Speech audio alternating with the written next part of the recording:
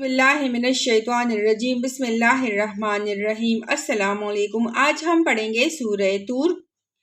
अल्लाह के नाम से जो बेइंतहा मेहरबान और रहम फरमाने वाला है।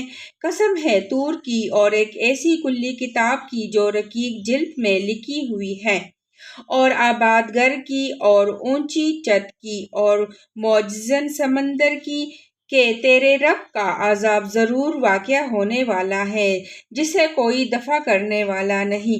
वो उस रोज़ वाक़या होगा जब आसमान बुरी तरह डगमगाएगा और पहाड़ उड़े उड़े फिरेंगे। तबाही है उस रोज़ उन जुटलाने वालों के लिए जो आज केल के तौर पर अपनी हुज्जत बाजियों में लगे हुए हैं। जिस दिन इन्हें धक्के मार मार कर नारे जहन्नम की तरफ ले जाया जाएगा, उस वक्त उनसे कहा जाएगा कि ये वही आग है जिसे तुम जुटलाया करते थे। अब बताओ ये जादू है या तुम्हें सूझ नहीं रहा है? जाओ अब जुलसो इसके अंदर, तुम ख्वाह सबर करो या ना करो तुम्हारे लिए यकसा है। तुम्हें वैसा ही बदला दिया जा रहा है जिसे तुम अमल कर रहे थे।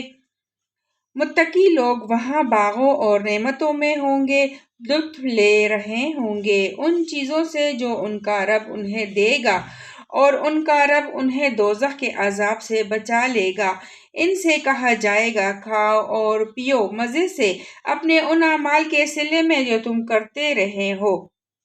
वो आमने सामने बचे हुए तख्तों पर तकिए लगाए बैठे होंगे, और हम खूबसूरत आंखों वाली हूरें उनसे ब्याह देंगे। जो लोग ईमान लाए हैं और उनकी औलाद भी किसी दर्जे ईमान में उनके नक्शे कदम पर चली है, इनके उस औलाद को भी हम जन्नत में उनके साथ मिला देंगे और इनके अमल में कोई घाटा उनको ना देंगे।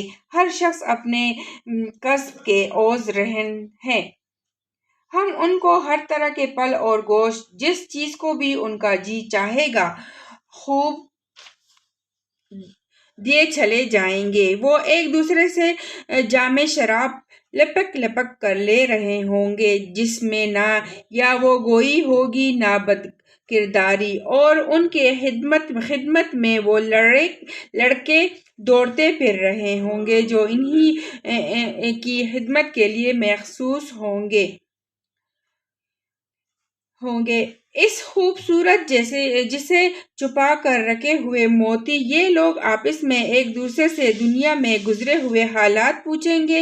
ये कहेंगे कि हम पहले अपने घर वालों में डरते हुए जिंदगी बसर करते थे, आखिरकार अल्लाह ने हम पर फजल फरमाया और हमें झुलसा देने वाली हवा के अजाब से बचा लिया।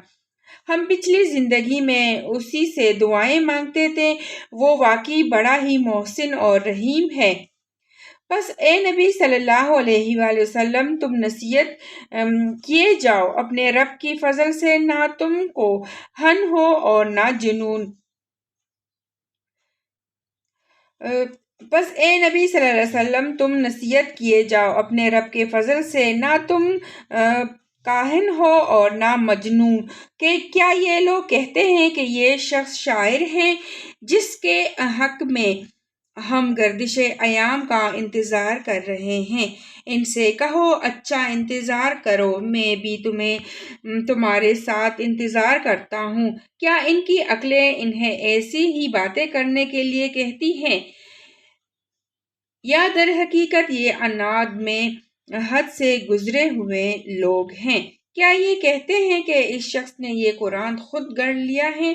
असल बात यह है कि ये ईमान नहीं लाना चाहते।